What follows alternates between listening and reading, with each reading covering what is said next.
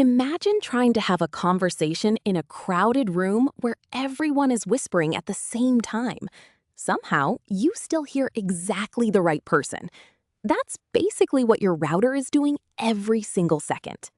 In the next few minutes, you'll see how invisible signals carry Netflix, messages, and video calls through the air and somehow land perfectly on your phone. No engineering degree needed, just plain English and simple pictures. So here's the first big reframe. Wi-Fi is not magic. It's invisible radio waves carrying your data through the air. The same family of waves used by radio stations and microwave ovens, just tuned a little differently. Radio waves are everywhere around you right now. You can't see them, you can't feel them, but they pass through the room, carrying songs, news, and yes, cat videos, straight to your screen. Now let's talk about your router. That little box with the blinking lights is doing two simple jobs. It takes the internet signal coming in through a cable and broadcasts it out as radio waves your devices can pick up. Think of your router like a tiny radio station living in your house. Except instead of playing music to a whole city, it's quietly broadcasting your internet to every device in the next few rooms. But here's the part most people miss. Wi-Fi is not a one-way broadcast. It's a two-way conversation. Your phone asks the router for something, and the router answers, back and forth thousands of times a second. When you tap a link, your phone whispers a tiny request into the air. The router catches it, fetches the page from the internet, and whispers the answer back. You see it as a web page. It feels instant.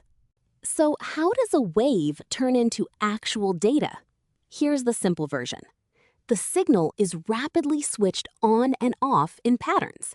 Those on and off patterns stand for ones and zeros. And ones and zeros are how computers store everything. Picture it like a flashlight blinking in code. A long blink, a short blink, on, off, on, off. Each tiny flicker carries a piece of information. Stack billions of those flickers together, and you get a photo, a song, or a movie. Now back to that crowded room. Your home isn't just talking to one device. There's your phone, a laptop, a TV, maybe a smart speaker, and your neighbor's Wi-Fi bleeding through the walls, all using the same invisible air. If every device shouted at once, the signals would collide and turn into noise. So Wi-Fi solves this with two clever tricks. First, separate channels. Second, taking turns. Channels are like separate lanes on a highway.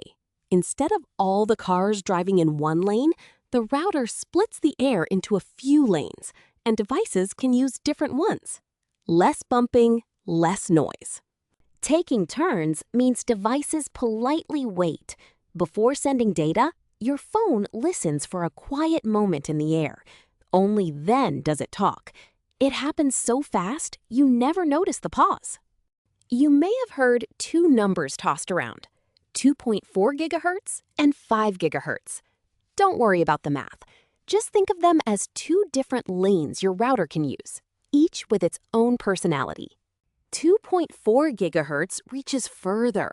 It can travel across more of your home and slip through walls more easily.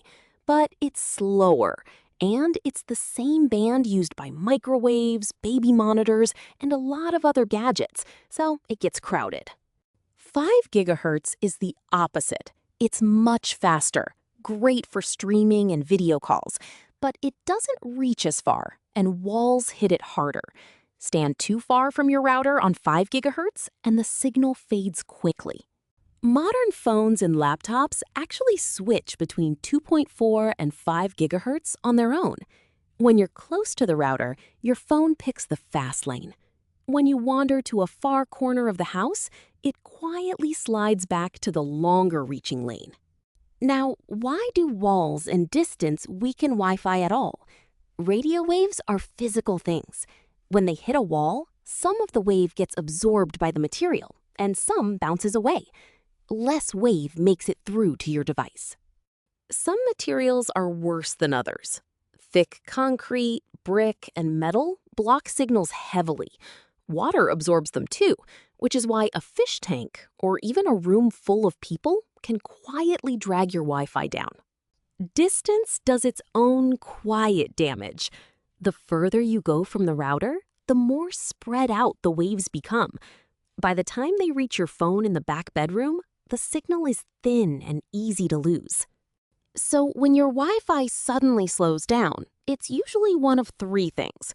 You're too far from the router, something is interfering, like a microwave or a neighbor's network, or too many devices are trying to share the air at once. The fix is usually simple. Move closer to the router. Move the router away from microwaves and thick walls, or kick a few devices off the network when the house is busy. Small changes, big difference. So here's the quick recap. Wi-Fi is just invisible radio waves. Your router is a tiny radio station broadcasting your internet.